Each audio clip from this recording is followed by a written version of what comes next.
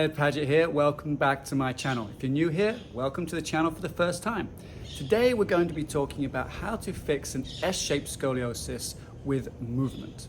But before we do that, if you're interested in longevity, in health span, in stretches, scoliosis, and reducing pain, make sure you like this channel, subscribe to it, and give me a thumbs up.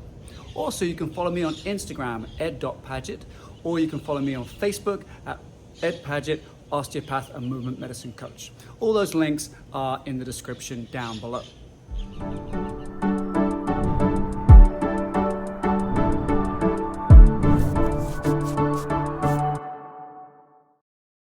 For this stretch, all you need is a chair. For an S-shaped curve, the apex on the upper curve is going to be on the left-hand side. This is my left-hand side, the one with the red strap watch on. The apex of the lower curve is going to be on the right-hand side. So it's going to be an S like this. So what we want to try and do here is work out a way to pre-position and stretch the lower curve and then use movement to affect the upper curve. So we've got a chair here on the left-hand side. And I'm going to simply put my left leg on that chair. Now what this does here is this lowers this hip, my left hip down, and my right hip up. This starts to stretch the concavity of that lower curve. So we really start to change by pre-positioning this lower curve. Then we're going to influence the upper curve here. Already by leaning down this way, I've started to lengthen it ever so slightly. But now I'm going to move in three planes, because as we know, if you watch this channel, you will know this, the scoliosis comes in three planes. So the first thing we're going to do is take that rib hump, which is going to be on your upper left side, and we're going to take that rib hump forward and stretch my thorax here. I want to keep my hips still though. I don't want my hips to be dropping down and in. I want to keep those still as much as possible and isolate that movement to my upper back. You can do 10 movements, 15 movements here, whatever feels comfortable till you start feeling that upper back loosening a little bit.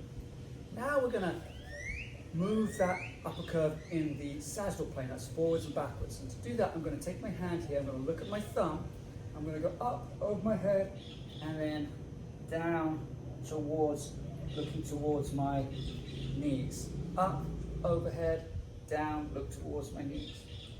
So I'm trying to keep that sagittal plane, that flexion and that extension in my upper back here. It doesn't matter too much with this one if it goes into the lumbar spine, because the lumbar spine is already pre-positioned. Okay, lastly, we've got that apex on the upper curve up here. So I want to take my hand here and move my whole thorax in the frontal plane down towards my left-hand side. So I'm pushing a little bit with my right hand here. I'm reaching with my left hand. I'm taking my left ear to my left shoulder here, and I'm feeling that movement in the upper thorax. Now, there isn't much movement here. Anatomically, the ribs here stop a huge amount of movement from happening. So we're just trying to bring the ribs closer towards each other. You may hear clicks or pops in your mid-back as you do this, but we're getting the correction to that scoliosis in the frontal plane. All right, so if you're interested in this, but you say, well, my curve is actually a C-shaped curve, or my curve is actually a reverse C-shaped curve, or an S curve, there are other videos on how to do this exact same stretch for those types of curves elsewhere in my channel. I'm going to link to those below, so you're going to check those out if your curve isn't this one. If your curve is an S-shaped curve, then this is the video for you.